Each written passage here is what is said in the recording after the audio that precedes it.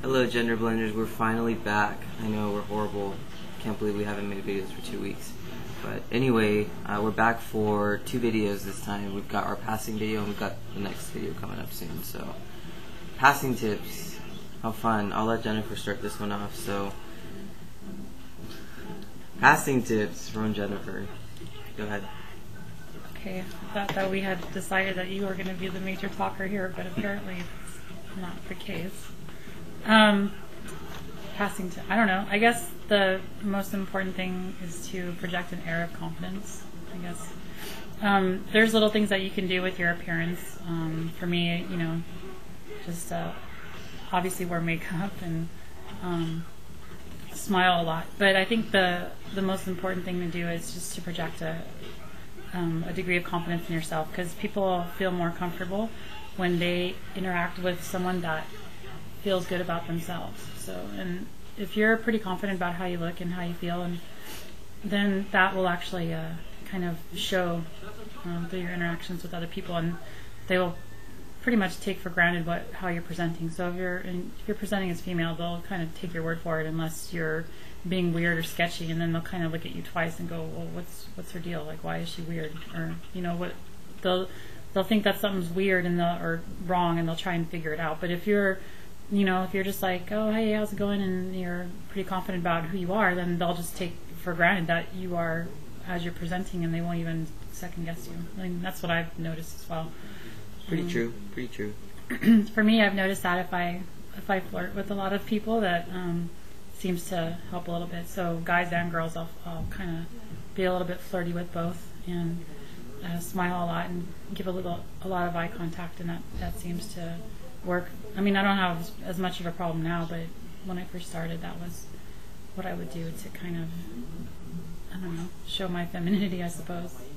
But Pretty cool. So, as far as like appearance altering stuff, makeup, the main thing, and posture.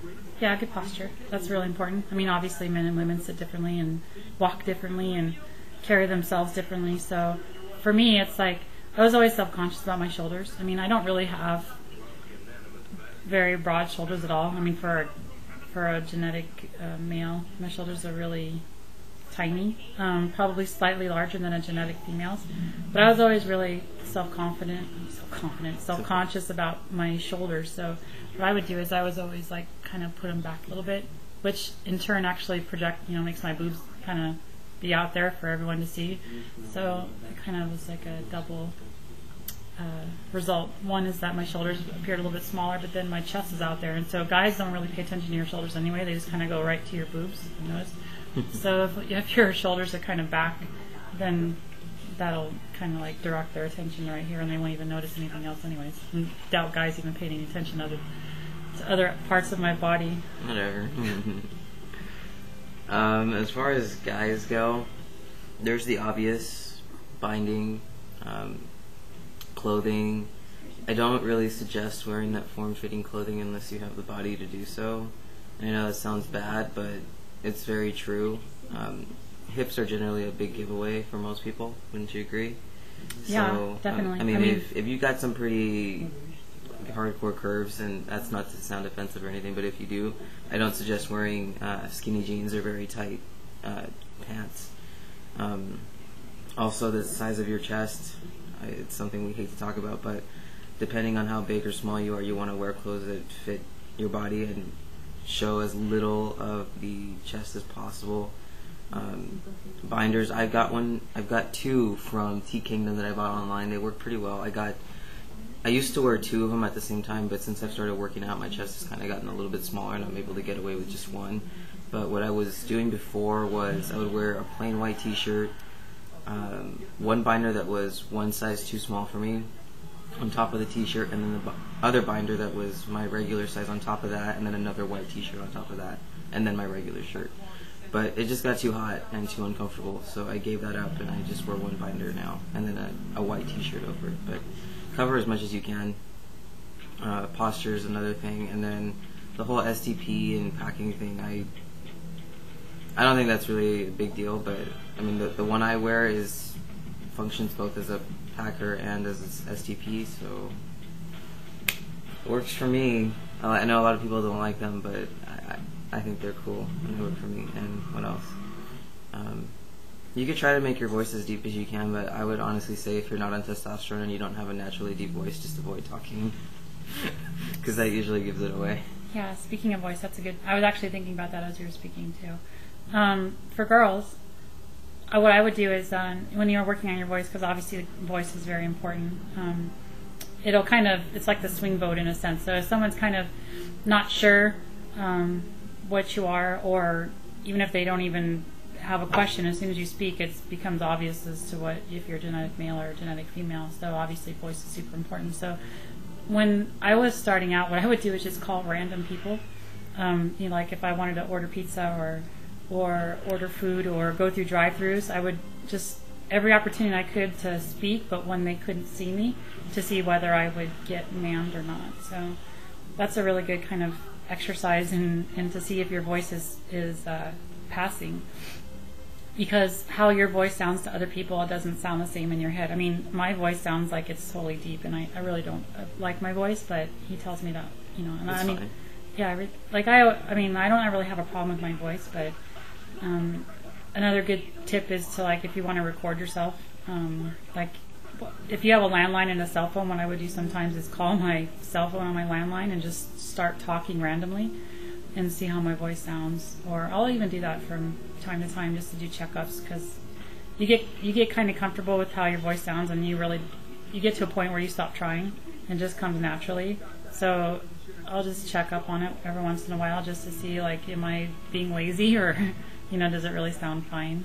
So Yeah. Those are tips. Voice is a good thing to think about. I mean, I know it's harder for us guys because there's nothing you can really do about it.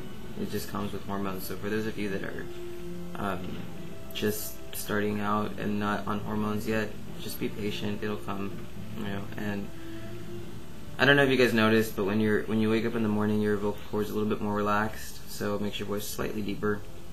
You can try to get used to talking like that through the rest of the day. That'll kind of help you out a little bit. But what I did, I just avoided talking altogether, because that's really the giveaway, is when you speak. People can tell right away usually. So what else can I say? Oh, haircuts. Try to pick a haircut that works with your facial features and your face structure, because there are certain haircuts that, whether you like it or not, just kind of make you look more masculine or feminine. I'm not saying go for a buzz cut. If your face doesn't look good with a buzz cut, don't get one. But just get one that kind of works well with your bone structure and your face. I think that makes sense, right? Yeah, but I like a little bit of hair on top, like, so you can pick it up a little bit. Yeah, well, depending on the person, some people their facial bone structure just doesn't work with that, and they look better with a buzz I don't cut. like buzz cuts. Even if you look super hot in a buzz cut, I'm not really for them. I like a little bit of hair. That's me. Yeah, so just kind of work with your body and what you got. Exercise a lot, especially if you're like pre-top surgery, and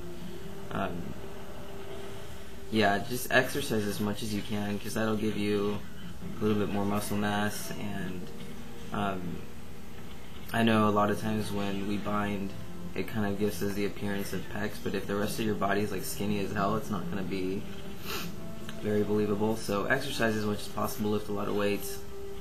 That'll always help, pretty much. I don't wear faux facial hair just because I don't personally like it. I don't think it looks realistic enough. Ever. Well, I was looking at you this morning, and you've got a beard going. Like, Yeah. it's connecting almost now. So didn't realize that, but yeah, it's getting there. Yeah. Even you think about it, genetic males, when they go through puberty, don't start wearing faux facial hair. So, for those of you that do, that's cool. If you feel comfortable. I don't feel comfortable doing it. So, anyway, yeah, I think that's all you got for passing tips, right? Yeah. Okay, cool. All right, y'all. I'll catch y'all later.